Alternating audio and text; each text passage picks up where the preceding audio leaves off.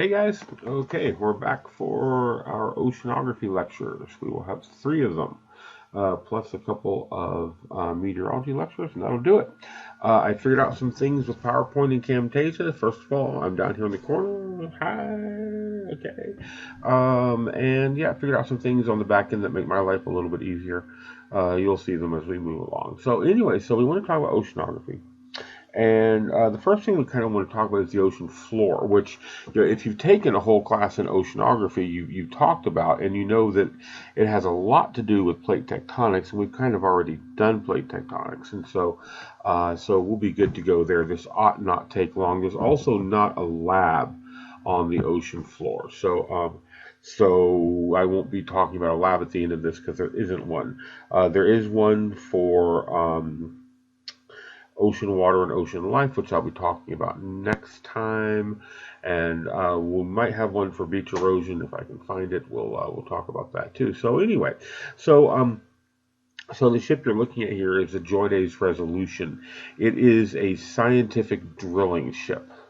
It's headquartered out of Texas A&M University, where I went to graduate school, and I worked a couple summers on this ship, and it pulls core from all over the world's oceans. If I can figure out how to do the next slide of my new little arrangement here, and there we go. So this is a partial map of ocean drilling program sites, and you can see, every little hole is a borehole, and this is not even nearly all of them now, but what they're doing, they're not just drilling, they're actually bringing up core. This is what core looks like, and there are laboratory facilities on the ship. In fact, if I go back, can I do it this way? Yes. This white bit right here that it actually extends down below the waterline is called the lab stack, and in those labs they've got all kinds of facilities. All of these photographs were taken on the boat, by the way. They've got all kinds of facilities to do all kinds of work, and then you cut the core, you do what you need to with the first bit, and then the other half you store in a huge facility. We have two facilities like this. One in College Station, Texas, where I went to graduate school. I worked in the repository as well, and then another over in Cardiff, England, on the other side of the Atlantic Ocean. And so, if you come along later on and you're like, hey, I'm working up here in the Bengal Fan, and I'd really like to sample borehole 217 every 10 centimeters and whatever, you can put in a request, and some flunky graduate student will go on there and pull core and sample it for you and send it to you. It is a great resource. It is an amazing resource. We get an awful lot of bang for our scientific buck here with the ocean drilling program.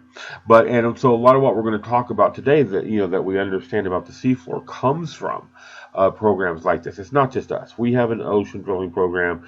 The Europeans have an ocean drilling program. I mean, the Japanese have one. The Chinese have one. I mean, anyone who has any ocean, and any money to spare at all has an ocean drilling program, because you can learn a lot. You can learn an awful lot by pulling core from the seafloor. So anyway, so the oceans, as we know, are most of our planet. About on average of about 71% of the world's surface is covered by seawater. As you can see, though, those continents are not evenly distributed. We have a lot more. You've got all of North America, the top part of South America, all of Saharan Africa, even down into sub-Saharan Africa, and then all of Europe and Asia, all in the Northern Hemisphere. So the Northern Hemisphere is only about 61% water, whereas the Southern Hemisphere, you have a lot of land. You've got the Southern South America, Southern Africa, Australia, and Antarctica, but that's it. So it's about 81% water. So plate tectonics, these things move around, so it's not always like that, but right now it is. So there are 4 ocean basins that we worry about. Now we're not worrying about smaller bodies like, say, the Gulf of Mexico or something like that, right? There are 4 large ocean basins that we worry about. By far the largest of them is the Pacific. The Pacific alone accounts for over half of the world's ocean. If I come back here, the Pacific on here is over here, and then also over here. right? And so it is very tectonically active. It has all of those convergent plate boundaries around it. It has a lot of these trenches where two tectonic plates meet that tend to increase its average depth. It is the largest, the deepest, an average of about 13,740 feet. And the most tectonically active of our oceans. Now, of course, on the other side of the United States is the Atlantic Ocean, shown here, right, which kind of sits between us and between us and Europe and Africa, between North America, no, between South America and Africa, the Atlantic, right? Drive across Florida, you're overlooking the Atlantic Ocean. It's about half the size of the Pacific, not nearly as deep, right? Only about 12,000 feet deep, and geologically younger, right? I mean, the Atlantic opened up, when Pangea broke apart about, I don't know, a couple 100 million years ago. Actually, I do know, but anyway, a couple 100 million years ago, Pangea breaks apart and forms the Atlantic Ocean. If you ask people to name oceans, most are going to get the Pacific and the Atlantic, and then one that a lot of people miss is the Indian Ocean over here. Right, sitting kind of between Africa and India and Indonesia and Antarctica, Australia. I'm really on a roll for continents today. Australia and then Antarctica down here. Of course, there's the Indian Ocean. It is a bit smaller than the Atlantic. It's about the same depth though, and mostly in the southern hemisphere. Now, the one that no one gets is the Arctic, and to really show you the Arctic Ocean, I'm going to have to switch to Google Earth here.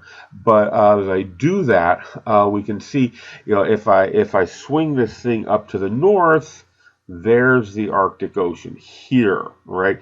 It is sitting mostly on continental crust, so it's not very deep, only a few hundred feet deep. Let me add back in my status bar down here. That'll tell me. So yeah, I mean, oh, it's not telling me. Okay, fine. But anyway, this is all continental crust here, so it's not very deep. There's only a bit of oceanic crust out here, and so not terribly deep. Now, that's the Arctic. Now, no one ever usually thinks about the Arctic because it's covered with ice. So, the pictures I'm about to show you of it, it's covered with ice. Now, there is not an Antarctic Ocean, right? There's a continent there, Antarctica, right? If you melt this ice, there's land underneath it, okay? If you melt the ice that's covering the Arctic, there is water underneath it. Both are ice covered. It's just a question of what happens when you melt that ice. So yeah, so let's go back to the PowerPoint here, and let me do this. And I know that looks funny for you guys, but trust me, for me it looks really much better, and that'll look normal for you guys, right? So this is what the Arctic looks like. It's covered with ice. Our nuclear submarines love to hang out under this ice because they can potentially pop up and do their thing and go back down. But there is no real permanent facility at the North Pole. There it is, right? So, but if you put something on here, if I put something there, well, it's on ice, and the ice floats and moves around. And so, every expedition to the North Pole kind of has to figure out on their own where the North Pole is. And so there it is. But once again, that ice, there's water under that ice. And of course, as our planet warms and that ice melts, the ecosystem, the polar bears and the fur seals and whatnot that are built, that are relying on that ice, are most definitely having issues, and we'll talk more about that when we talk about global climate change. The South Pole, on the other hand, now once again, this is an ocean, right? I mean, it's got ice, but it's an ocean. South Pole, of course, there is no Antarctic Ocean. There is a continent, Antarctica, and there is actually a permanent marker for the South Pole. And in fact, if you turn the camera around, it looks like that. There's a research station there. It's crewed, I think, I don't know if they have any people there in the winter time or not. That seems a bit dangerous. But, when they can, there are definitely people down there. So 4 ocean basins. Pacific is the largest, the deepest, and the most tectonically active. And then the Atlantic, and then the Indian, and then the Arctic. There is no Antarctic Ocean. Okay, there's a continent, Antarctica. Happens to be covered with ice, just like the ocean, the Arctic Ocean, but you get the idea. So when we think about, I'm trying something fancy and nothing's working. Okay, so anyway, I'm trying something with my mouth and it's not working. Okay, so let's think about the where the ocean meets the sea. Okay, so we call that the beach. Oceanographers call it the continental margin, and there's two kinds, and this will be easy for us because we already did plate tectonics. So when we think about continental margins, we have passive and active. Passive continental margins, you live on one. Okay, Florida is a passive continental margin, right? Both coasts, doesn't matter. Right, so there, yes, you're on the beach, but there's no volcanoes, there's no earthquakes, there's nothing like that, right? An active continental margin, you have volcanoes and earthquakes to deal with. Now, from our study of plate tectonics, I think we know that that the difference there is going to be due to tectonics, right? Passive margins like Florida is, yes, the ocean is meeting the land, but it's not at a plate boundary. Right? I mean, we're in Florida. We're hundreds of miles from the nearest plate boundary. It's down to the south in the Caribbean. Okay. On the other hand, if you go to the beach in, let's say, Washington, Oregon, Northern California, not only are you at the edge of the continent, you're at the edge of the North American plate. In fact, if you're in Southern California, you're not even on the North American plate. You're on the Pacific plate. It's a whole different thing. So anyway, so passive versus active margins. Let's think about passive first. Now, don't think that because it's called passive, nothing is going on. It turns out there's a lot that goes on. But it's a little bit different. So let's take a look at what it would look like to start with. I'll come back to that continental shelf thing here in just a second. So if we were to draw a passive margin, so let's go out from Florida into the Gulf of Mexico, right? So first of all, you would have, there's the beach right there, but then, the land extends outward and then it drops off and then it kind of comes up and then out into the deep water of what we call the abyssal plains. Okay, so this is a passive continental margin. So this bit right here, this bit of continental crust that just happens to be underwater, we call the continental shelf. Okay, and what it is it is flooded continental rock. Right, look, right, the rock that makes up the continent.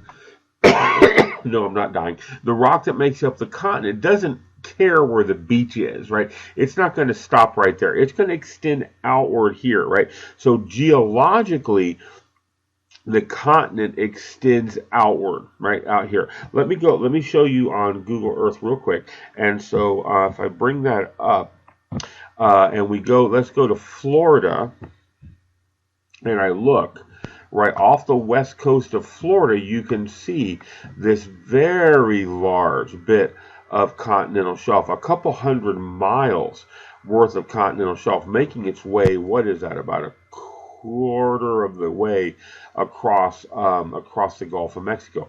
All of this is continental shelf. Okay, so that's what we're talking about when we talk about continental shelf. Let me get this back up and let me get it back to where y'all can see everything.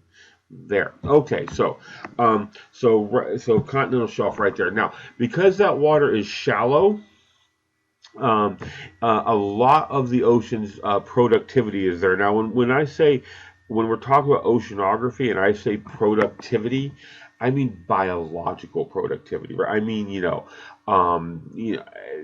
animals and things living in the water. Okay, that's what we mean when we say productivity. When we're talking about, well, lots of things, but in this case, oceanography. And we'll talk about why when we talk about ocean water and ocean life, but it has to do with the fact that water is. See, I'm touching my face. I shouldn't do that. It has to do with the fact that water is shallow. It's well lit by the sun. There's lots of nutrients. It's a very, very biologically active area, which is good, but also, it kind of gives us a skewed perception of what the oceans are like, right? Because we look around us at that near shore environment and we assume the entire ocean is like that. It's not. Okay, it's not at all. Um, it's really, really skewed toward a lot of biological productivity near land. And that all that biology that you see near land does not extend out into the deep ocean. It really just doesn't. So there's the shelf. So, like I said, a lot of biological productivity is here. But if you're looking along on the bullet points, you also know that all of the petroleum in the world's oceans is on the continental shelf. Okay, there is no oil out here. So if you're going to be drilling for oil, you are either drilling here or you're drilling out here and directional drilling back to here. But no matter where your rig is, the oil is up in here, right? Now, of course, those two bullet points don't go very well together, right? Biology and petroleum, they do not get along well at all, and we could have a whole conversation about that. But let's take a look at this, right? Every yellow dot is an oil rig. So, few things. The first thing we see is that there's a bunch of them. But we also notice that the overwhelming majority of them are on the shelf, right? No one is drilling for oil out here. And the people who are getting close, I promise you, are going down and then northward, back onto the shelf, right? They're just for whatever reason, they're doing it like that. But it probably has to do with leases and stuff like that. But anyway, no, the oil is up here on the shelf. Okay, it just is. The other thing you notice, though, is that Texas apparently has a law regarding how close you can be to the beach. Because you can see how they kind of stop there. Louisiana, though, does not. They're right up, pretty much up to, yeah. And then none in Lake Ponce. No, that's Lake Ponce. But anyway, none up in here, but still. And then you can see they stopped dead at Florida. We do not allow offshore oil drilling. We figure our beaches are our main asset, and we really don't want to risk them. So we do not allow offshore oil drilling. So anyway, but my point here is that it's on the shelf, right? That petroleum is on the shelf. Petroleum is a terrestrial deposit. It is made from rocks that we find on land. Okay, the rocks in the deep ocean, they're igneous rocks. They're basalt and gabbro. You don't find petroleum in basalt and gabbros. You find petroleum in sandstones or maybe coming out of shales or something like that. You don't find petroleum in igneous rocks. So yeah, and most of the seafloor is igneous rock. So you got to be up here on the shelf to find petroleum. So anyway, so if I go seawards from the shelf, so here's the shelf. There's our petroleum. That surface right there is called the continental slope, and that surface represents the transition from thick continental crust up here to thin oceanic crust out here, right? Remember, this is on average about 40 kilometers thick. This is on average about 10 kilometers thick. I need to get from something that is 40 kilometers thick to something that is 10 kilometers thick. That's going to be the continental slope.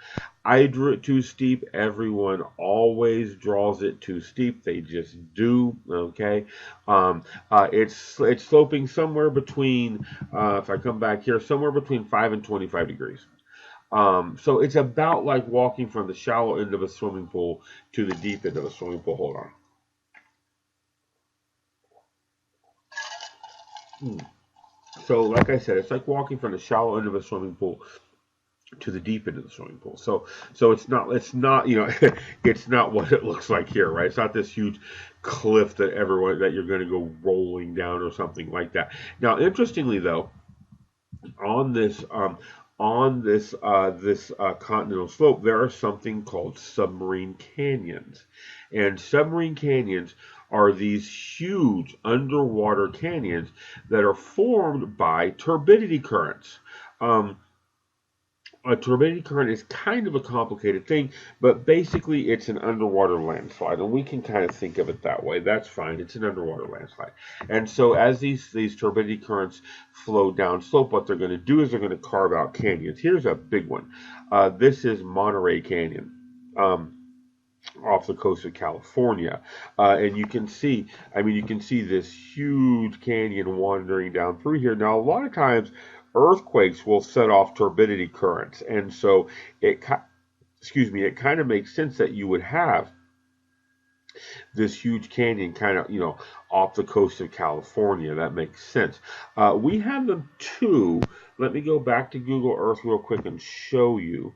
And so, if we come down here and we look here, right? So here's the continental shelf, and then this region in here is the slope, and then you can see these canyons kind of incised into that slope. Those are our version of submarine canyons. They're not nearly as spectacular as Monterey Canyon, but they're not bad. It's not bad. So anyway, so now if we think about this, I'm going to go back to the PowerPoint, and I'm going to go back to making it so that there we go. And so if we think about this, if I've got, let me go back this way. Actually, let me go. Here we go. There we go. There's our turbidity current. And so if I'm going to be removing material here, and it's going to be sliding down, it's going to have to come to rest somewhere, and it comes to rest right there on that hump that you see there, which is the continental rise, right? And so right there, that kind of accumulation of sediment at the base of the slope, right? So anywhere else in the world, I would say, hey, y'all know that cliff? Go this weekend and go visit that really, really steep cliff and look at what's going on at the bottom of it. And what you'll see at the bottom of it is a whole bunch of debris that gravity has driven down the cliff, right? Well, we live in Florida, or at least you guys do. I live in North Carolina now, apparently.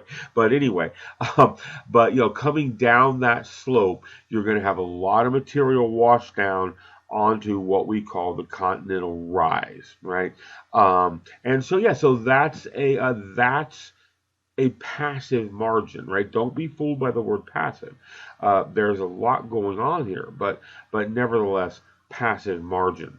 Now, active margin is something we've kind of already talked about.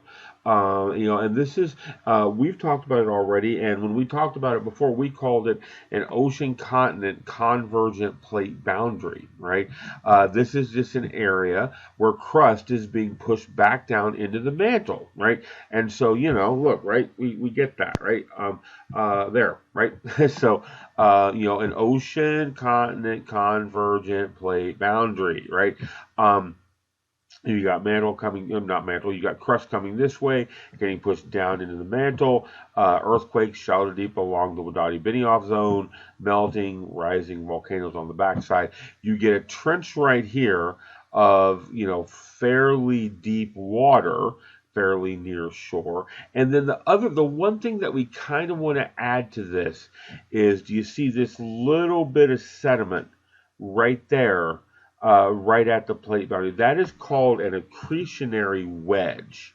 There it is right there, an accretionary wedge. And so what this is this is where sediment has been scraped off of that subducting crust, right? As we're going to learn here in a few minutes, this entire crust is covered with a layer of sediment. And so as it goes down, some of it certainly goes down into the mantle and melts, but a lot of it gets scraped off. Usually, a accretionary wedge is underwater, usually. But let's go find an accretionary wedge above water, and if we want to do that, we can come here to Taiwan right here, right? So Taiwan is kind of geopolitically complicated. Taiwan thinks Taiwan is Taiwan. China thinks Taiwan is China. So there's a whole thing there. But look at it. It is not a volcanic island. I took away that pain, but that's okay. If I kicked into volcanoes, you'd see one right around here, and that's it. It's not a volcanic island, right? It is a accretionary wedge. It is sediment from the Philippine plate here, which used to be much bigger, getting scraped off, and and it popped its head up above water, and it's made this island, right? You can see it's very different. If I just look here, if you look at the coast of China here, you see a very classic, what we would call a submergent coastline, where water level is rising relative to land. It could be because the land is sinking, it could be because the water is rising, or it could be a combination of both. But there it is. If I look at the coast of Taiwan, it is very, very different. It is dead straight, right? And so whatever's going on over here is not going on over here. And so, that's a pretty sure sign that they are very, very different. And they are. This is accretionary wedge. This is sediment scraped off. Turns out it makes really good soil. They have really beautiful forests in Taiwan. They've managed them very well. They can also support a lot of factories, a lot of heavy industry. I mean, I know now everything is made in China, but when I was growing up, everything was made in Taiwan. It really was kind of amazing. It was one of the first, Asian countries to really undertake this massive industrialization. But anyway, but it is a accretionary wedge that has just happened to pop its head up above water, and so it's kind of interesting in that respect. And so yeah, so we've already talked about these, right? Now, one of the questions on the review sheet asks you to draw pictures of these, of a passive and an active margin. Obviously, it's a multiple choice test. I can't have you draw things. I will, though, put a good drawing of each on my courses so that you have them. Normally, I would have drawn these on the board for you so that you could draw them in your notes. Obviously, that's not going to happen here. So I will do as this video is compiling, I'll do some pretty good drawings for you so that you have those. So, or at least, I mean, okay, you all know what my drawings are like. They're not very good. So anyway, hold on. I'm going to pause this recording for 1 second. I will be right back. Okay, I'm back. A few other random things to pick up along the way here. Deep ocean trenches. These are what we would call a ocean convergent boundary, right? So two pieces of oceanic crust come together. They're both thin. They're both dense. And they're both going to go down. And so, we've seen these before, but these can be very, very deep water. I'm going to go back to Google Earth and show you if we go just across the Philippines. See here, we can see, sorry, it went way too far. There we go. There, right? So you've got, the Philippine plate over here. You've got the Pacific plate over here. As they collide, we make this very, very deep water right there. And I'm going to bring back my sidebar real quick. And of course, as we know, where are my volcanoes? I got more stuff on here. Oh, volcanoes. Trying to have volcanoes. Oh, there we are. Sorry. Right, if I kick in my volcanoes here and kick in the volcanoes, come on, show me volcanoes. There we go. You can see all these volcanoes forming from that magma generation from, this going underneath that. And so, yeah, also some very deep water here, right? The deepest point in our ocean, the Marianas Trench, is right about there. It's about 36,000 feet down. If I go back here, hold on, I can make it so y'all can see everything. And there we go. And we have been to the bottom of the Marianas Trench. Several teams have been to the bottom of the Marianas Trench, but one of the first was back in the I meant to look this up. 1960s, 1970s. Google it yourself. There's a bathyscaphe called the Trieste, under the command of Captain Picard. Yes, Captain Picard. Not that Picard, another one. But anyway, and then an American as well, whose name I don't remember because it's not Picard, went down to the bottom of the Marianas Trench, for the first time. It was a joint U.S. Navy French operation. So, here's what it looks like tectonically. Right, you've got thin oceanic crust and oceanic crust over here. They meet. We've seen this before, but then you make this very, very deep bit of trench right there, and that's kind of what we're talking about right now. Are those deep ocean trenches? Also, the abyssal plains. I'm always at a little bit of a loss to describe what an abyssal plain is. It's basically just a giant underwater mud flat, right? It is. I'm getting Google Earth up again. It is generic ocean floor. Look, right there's one right there, right? It's not a trench. It's not a volcano. It's not a ridge. It's just the bottom of the ocean. Generally, about 1,000 feet. No, sorry, about 10,000 or so feet deep. Here's some more over here, right? It's abyssal plain. They're a little bit famous for being one of the flattest surfaces on the planet, and they are because it's basically a giant underwater mud flat. I've been on them before off here, over here. This one we were setting out motion sensitive cameras and stuff like that. We were out in here, and they don't look like much. They don't look like much at all. But 10 or 12,000 feet down, you get these abyssal plains. And for some reason, Google Earth is not telling me depth, which is really weird. But anyway, alrighty, back to the PowerPoint because I believe I know what's coming up next. We're going to talk about seamounts and guyos. Let's make it so you all can see. Sorry about all this, guys, but it gives me an advantage here. Okay, yeah, seamounts and guyos. So, seamounts and guyos, both are underwater volcanoes, but they're a little bit different. They occur in chains. A seamount is an underwater volcano. A guyot is an underwater volcano with a flat top. Okay, and so let's go back to Google Earth again. Sorry, I keep doing this to y'all, but let's go back to Google Earth. And let's look over here. So, not there. We want to go to the Pacific. Here we go. So, first of all, these things frequently occur in chains. And you can see, there's kind of these chains of underwater volcanoes, a lot of them in the Pacific Ocean. But if we zoom in on them a bit, for example, that one, we can see that it has a flat top. Now, I'm a little bit disappointed that my depth thing isn't working here, but that's okay. It's, hold on. Is there something I need to click to get that? There is, but ocean maybe? Nah, okay, never mind. Anyway, but you can see that, this underwater volcano here has a flat top that is probably a few thousand feet, couple thousand feet deep. Okay, and if you look around here, you can see that most of these volcanoes, there's a good one there that's not blurry, have this flat top that is a few thousand feet deep, 4,000 or 5,000 feet deep. Not all of them do, right? Here's some little seamounts here that don't really have flat tops. There's a nice one there, a little underwater volcano, right? It's an underwater volcano. It's a seamount. If it's an underwater volcano with a flat top, it's a guyot. Now, the fact that most of these seamounts seem a little bit small and most of these guyots seem a little bit big should start to give us a clue about how these things form, right?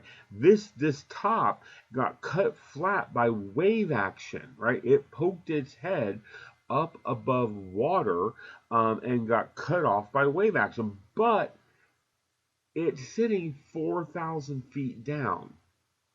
That's a problem because while sea level does noodle around, it doesn't noodle around that much. You're not going to ever lower sea level to the point where, something, where it's 4,000 feet shallower than it is now. Sea level just doesn't really vary that much. Not that much. Sea level varies on the order of hundreds of feet, not thousands of feet. And so, there's really no way to bring sea level down to cut the top of that volcano off to make that guyot. So, if we can't bring sea level down, we need to bring the volcano up, right? And now, fortunately, both of these things were discovered and first described by Harry Hess, right? Remember our sea captain. Geologist during World War II. And so these actually, guyots especially, provide a really strong line of evidence for plate tectonics, right? Because they form like that, right? When the volcano first erupts, it's, it's over a hot spot and the crust has been bowed upward, so the water's a lot shallower there. And so, boom, right, it erupts. Then, as it moves off the hot spot, we know this from Hawaii, the volcanism shuts down, and, the action of waves, and you can't see me pointing, the action of waves cuts it off. And then that cut off volcano gradually gets moved into deeper water until by the time we find it, it's this cut off volcano in, 4,000 or 5,000 feet of water. And so, this provides really strong evidence, that the seafloor is moving, because there's no way you're going to jack sea level down 4,000 feet to cut that off. That's just 4 or 5 thousand feet. That's just not going to happen. It's just not. So Harry has named these Guyot. He named them after the geology building at Princeton University, which is the Guyot building. So anyway, yeah, it's a weird name, but Guyot was like a 17th century French geographer or something weird like that. I don't know, but anyway, I don't know how he got the geology building at Princeton named after him, but he did, and then he got this underwater feature named after him. Now everything out there though is covered with a layer of sediment, and there's three kinds: terrigenous, biogenous, and hydrogenous. And so, and when we think about sediments, prefixes are everything. Terra means earth. So this is sediment that is derived from rock, transported from land, right? Terra means land or earth or dry ground or something like that. And so, yeah, looks like this under a microscope or even just a little bit of magnification. When you go to the beach, for example, this sediment overwhelmingly didn't come from the water. It came from the land. Now, yeah, you find bits of shell in it, and we could talk about allochthonous versus autochthonous sediment components, but let's not. Most of it, really, our Florida beach sand looks like that. It's quartz. It's mostly quartz, a little bit of dark, so something like that. Overwhelmingly, everything you see, except for the two dark grains there and there, everything else is quartz. Quartz is a mineral that is very resistant to both physical and chemical weathering, and so it's quartz. Other beaches might have other kinds of sand. For example, there are beaches in Hawaii that have this black sand. Well, once again, this is terrigenous sediment, right? It's derived from land. Well, what's on land here? Mafic volcanoes, right? They're going to be making, basalt and gabbro, the rocks, and then those basalts and gabbros are broken down to make the black beach sand, right? If I magnify that, it looks like that, with lots of, bits of, sand grains that are basalt and gabbro, really, because once again, terrigenous sediment comes from land. So what you have on land is going to go a long way toward determining what you have on the beach a lot of times. And then also, though, there is another kind of sediment called biogenous sediment.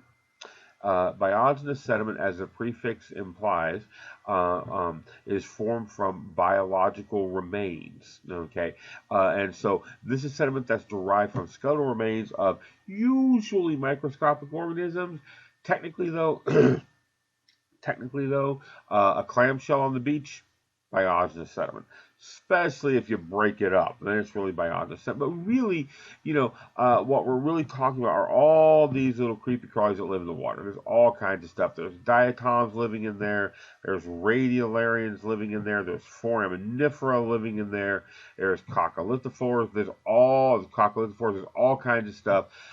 There's all amphipods, copepods, all kinds of little creepy crawly things living in that water, making a hard shell, and when they die, that shell settles to the bottom, and that's the sediment, right? I mean, as you might imagine, terrigenous sediment, right, is, pretty near shore, right? I mean, there's terrigenous sediment, and then offshore is going to be a few miles towards the sediment, but eventually you run out of that sediment from land, and then what are you left with? You're left with this stuff.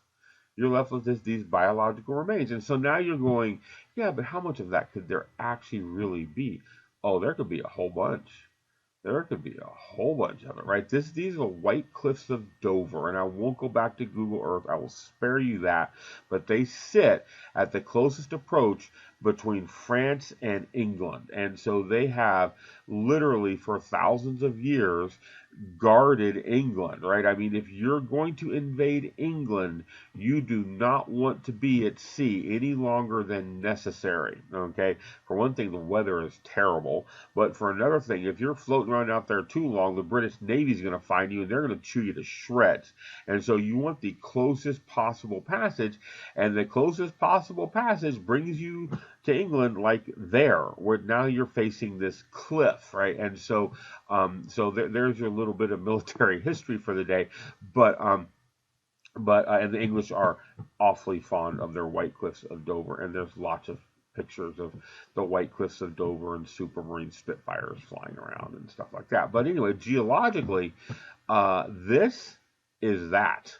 Mostly coccolithophores. These are about 70 million years old. So 70 million years ago, this was a shallow sea, and the only source of sediment were these little marine algae making these little shells that would fall down to the bottom and accumulate and make this.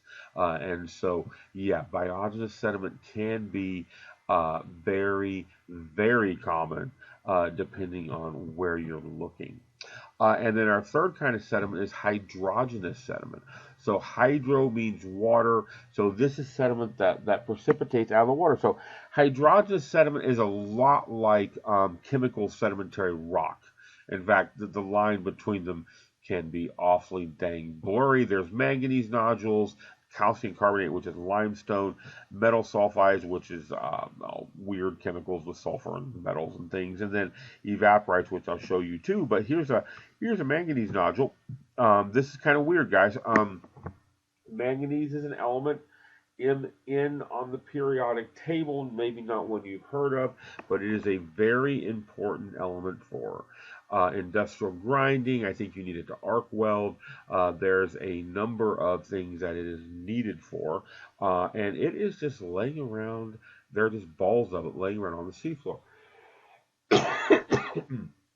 I'm not sick, I'm just talking. So anyway, hold on. There are just balls of manganese laying around on the seafloor. Problem is they don't belong to anybody.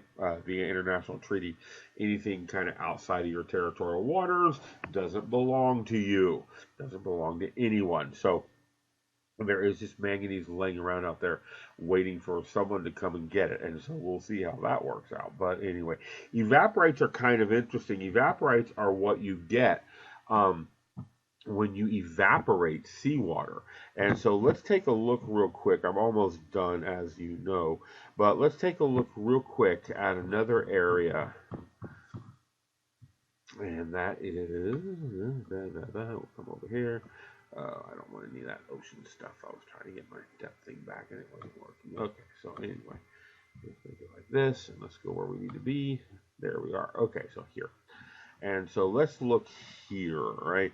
And so this is the Dead Sea in Israel, and this is a very salty body of water. And if we look along the edges of the Dead Sea, especially here, we can see all this white stuff caked onto the shore. That's evaporite, right? See, the thing with the evaporating seawater is if you evaporate seawater, what you do is you remove, wrong tool. What you do is you remove the water, but you leave behind everything else, right? So seawater has all these chemicals in it, as we'll see next time. And when you evaporate that, you remove fresh water and you leave the chemicals behind. If you do that enough, the chemicals will precipitate out, and so what you'll get is this. You can see this white crust here along the shore. Where evaporation has just taken away water and left behind chemicals. And then if we look here, zoom out a bit and let's go. There we go. We can see a sea salt operation, right, where they cordoned off water, letting it evaporate, and then they're scraping up what's left behind, putting it in a bottle, call it sea salt, and sell it for a lot of money because it's sea salt, not regular salt. I'll clean a little bit. All salt is sea salt. It's all sea salt. It's all sea salt. When you mine salt from a salt mine from a salt dome or whatever, you're mining an ancient evaporite deposit.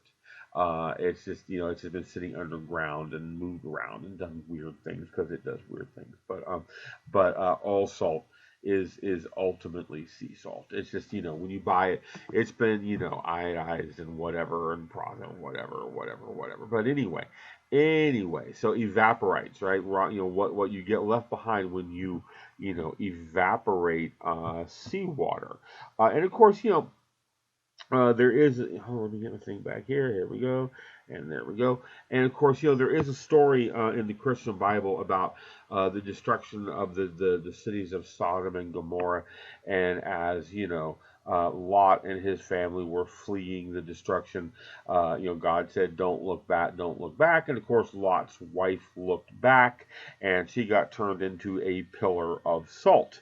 There is actually a rock deposit out there called Lot's wife, which some people look at and think it looks like a woman. I think it looks like a column of rock, but okay. There's a lot of times for short evaporites are called salts, right? Because one of the main things in them is salt. So there's a lot of salt around there. There's a lot of salt around there because the Dead Sea has expanded and contracted through time, and every time it contracts, it leaves behind this layer of evaporites. So anyway, okay, so that's everything I have, guys. So hooray! Right at about 46 minutes. Great. I'll get this up. I'll get those drawings up for you. By the time you see this, they should be up. And so next we will have a lecture on ocean water and ocean life with a very quick and easy lab on ocean water. Okay, look for that in the next day or two, and I'll talk to you guys later on. All right, get me if you need me. Talk with you later. Bye bye.